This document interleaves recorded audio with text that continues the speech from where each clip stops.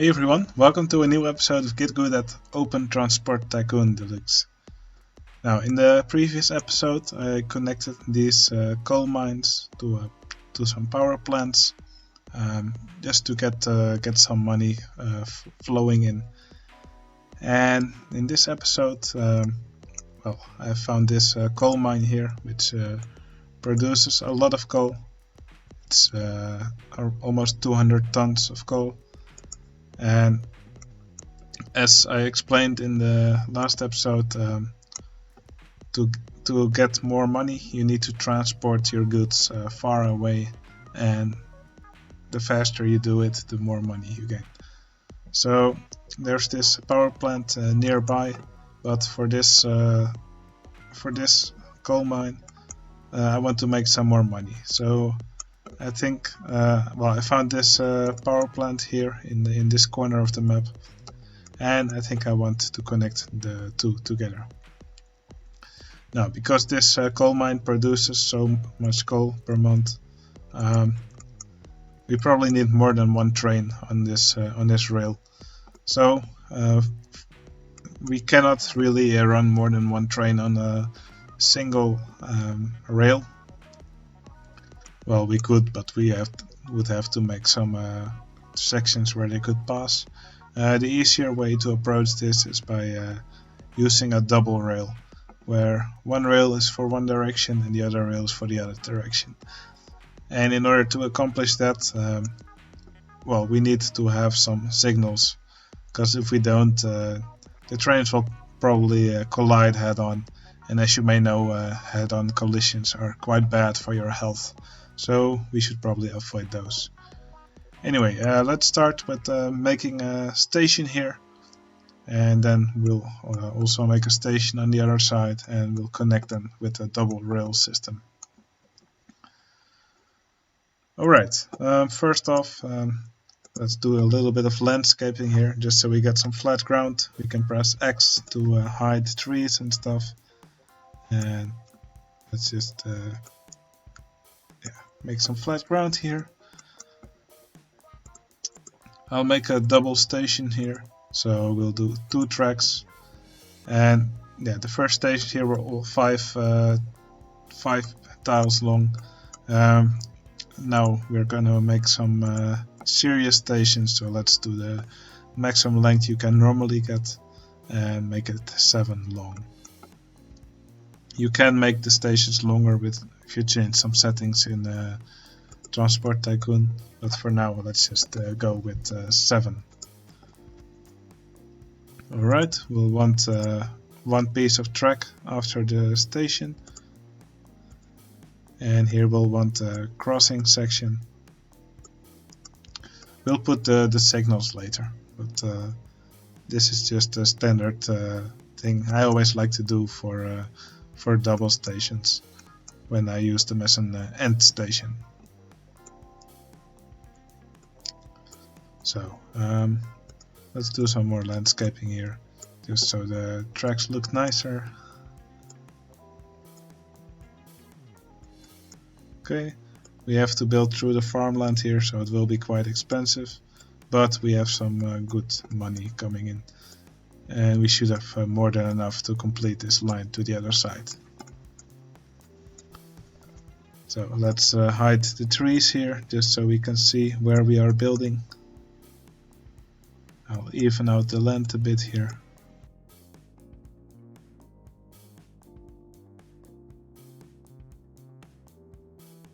Now, when you build around villages, your reputation will actually decrease if you happen to destroy any trees.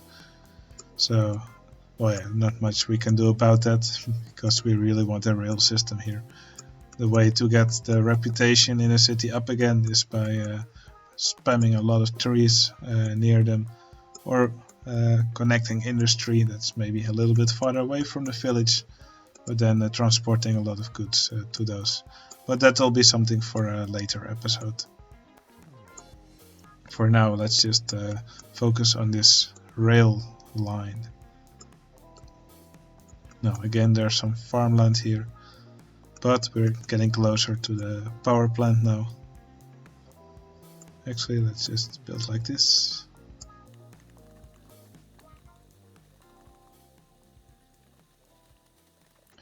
Now, if you come across any water, water is really expensive to remove or to make, so you should probably avoid changing any rivers, especially in the beginning when your funds are limited. So I'll now just make a bridge above them.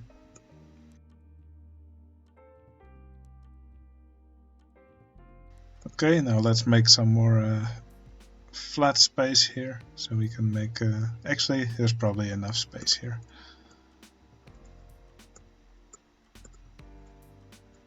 Okay, let's go over the river again.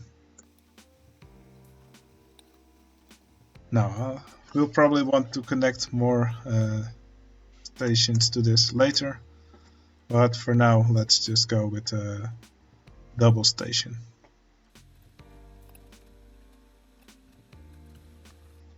And also here, because there's just two lines, we can connect it like this. Now we'll need a depot as well. I'll just make a depot here. I always like to make the depots close to the stations where the mines are, because then you can get a train out of the station, out of the depot, and it can immediately start loading coals.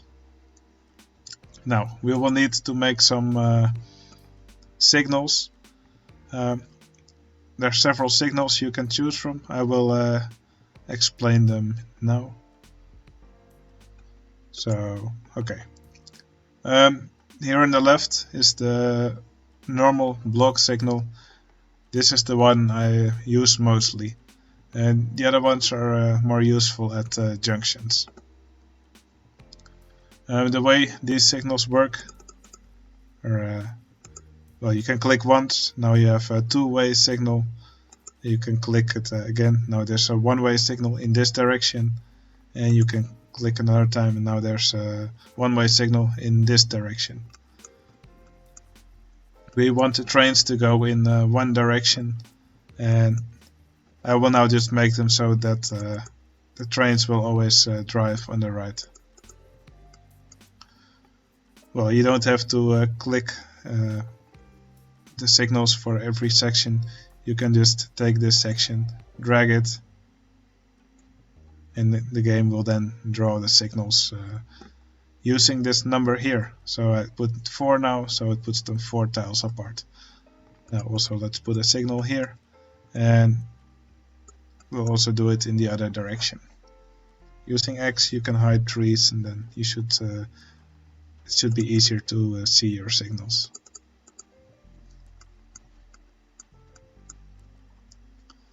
Now also on the diagonal section you can also make signals.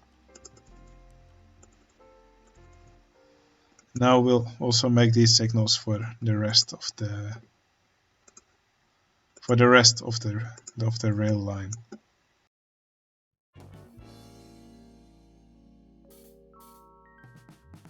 Now, when you come across a bridge, you cannot make signals on a bridge, so you'll have to build them right before the bridge. Actually, let's put it here. So yeah, right before the bridge is always a good place for a signal. If your bridges are very long, it may be worth putting extra bridges just to increase the capacity. But we'll probably come to that in a later episode. Okay, now right here we could put a two-way signal just by clicking once, but okay, something annoying will happen now. If we if the track after a signal is occupied by a train, the signal will be red and the train will wait before the signal. Now this station has 2 tracks now, so if there are 2 trains now that are waiting here, both of these signals will be red and a train cannot enter the station. and because these signals are red, the train will then wait right before the station, and it will block this section here, meaning that because this section is then blocked, the trains that are waiting here also will not be able to get out anymore. So then you have a gridlock.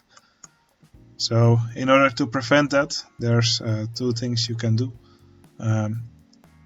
One thing you can do is use combo signals. What a combo signal does is it takes the status of the signals after it, and it will use that to decide its own status.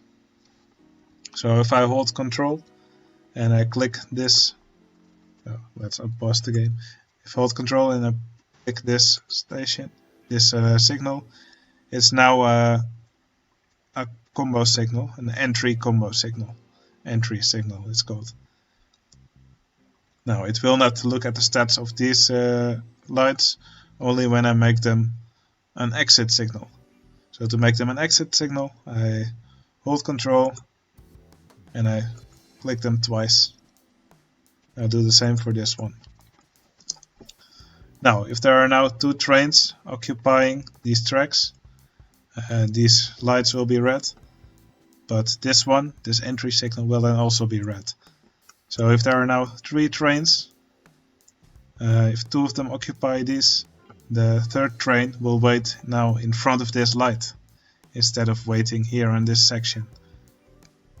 And because it does that, these trains will be able to get out of the station, because this section is still free, and then this train will only go to one of these tracks if they are free. Now there are also other signals you can use for that, but I will get to that later. Now let's do the same at this station. So we'll hold Control, click this one once, and we'll hold Control and click this one twice. And now let's spawn some trains and see what happens. So let's make a Ginsu A4. Because the station is 7 tiles now, we'll add vehicles until this number here reaches 7. Maybe a little bit difficult to see. Okay, I just made one train. Let's go to this station, full load any cargo, and at the end of the orders we go to this power plant. Now instead of doing this 3 times, we just use the clone train button here, and we clone train. Or when a train is in the depot, you can also press this button to immediately clone it. Now let's start these trains and let's see what happens.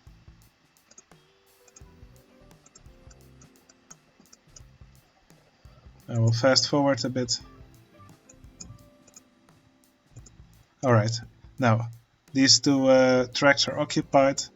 They both have a red light.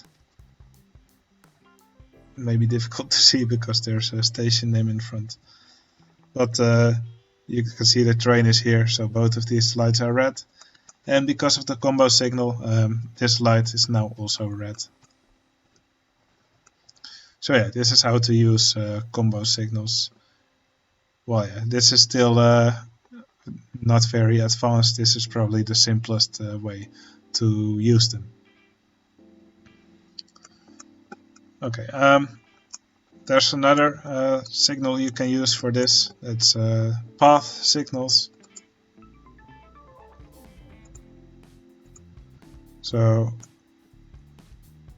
I will now just connect another coal mine to this, just so I can show the path signals.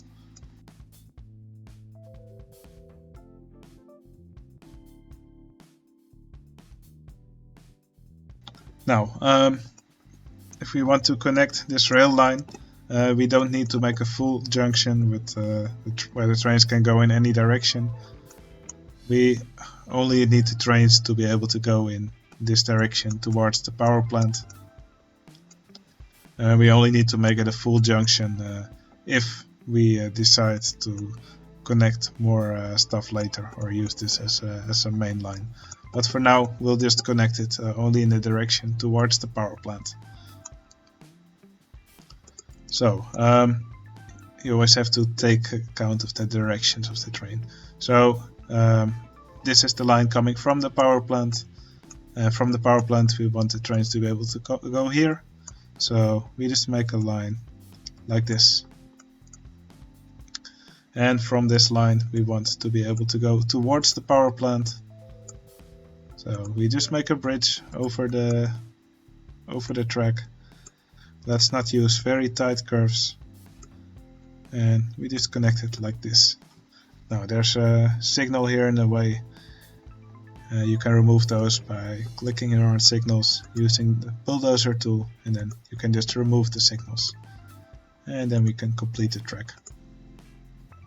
It's often wise to just put a light in front of a junction. Now let's also put some signals here.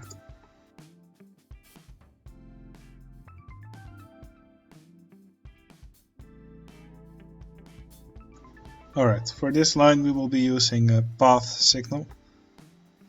So it's a one-way path signal.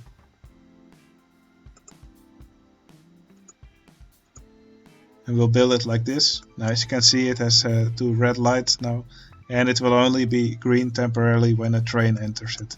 What this signal does is when a train comes here, it will try to reserve a path after the signal. So after this signal there's actually two paths, one to the station here and one to the other track. And when the train arrives there, it should be able to just reserve one of the tracks of the station. So this way you only need one signal for this entire station.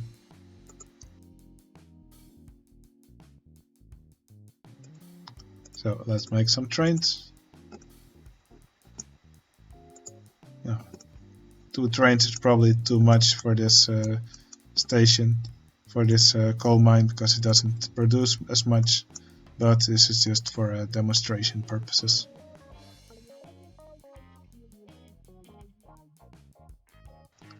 And now as you can see, the train enters this track.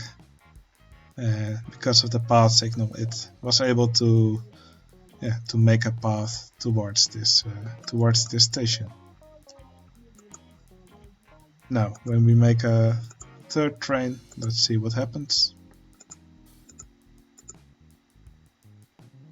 It will actually stop in front because there's no path to this to the station anymore, because they are occupied by the other trains.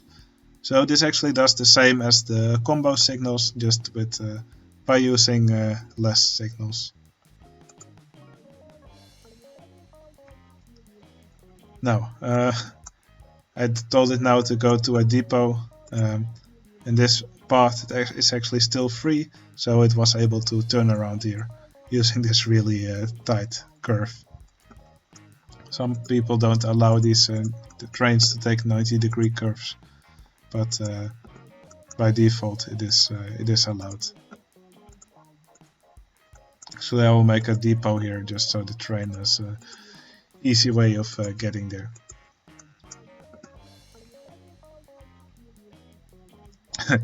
It's actually trying to go to the other depot, but I will just let it go there. Anyway, you can see the train leaving the station here, and the combo signal here is red, and everything is going as it should. Anyway, that was the quick introduction into signals. As you can see, making a two-way rail network is actually quite simple. And yeah, of course, this is quite a simple network. What I will do in a later episode is that I will make this station near the power plant bigger, and I will try to connect all the coal mines to it, so we can have a big network going, and we can make lots of money. I always like to make big rail networks and connecting everything to it, while minimizing the amount of traffic jams that may occur. Alright, I hope this introduction into signals was useful for you, and I hope to see you again in the next episode. See you later.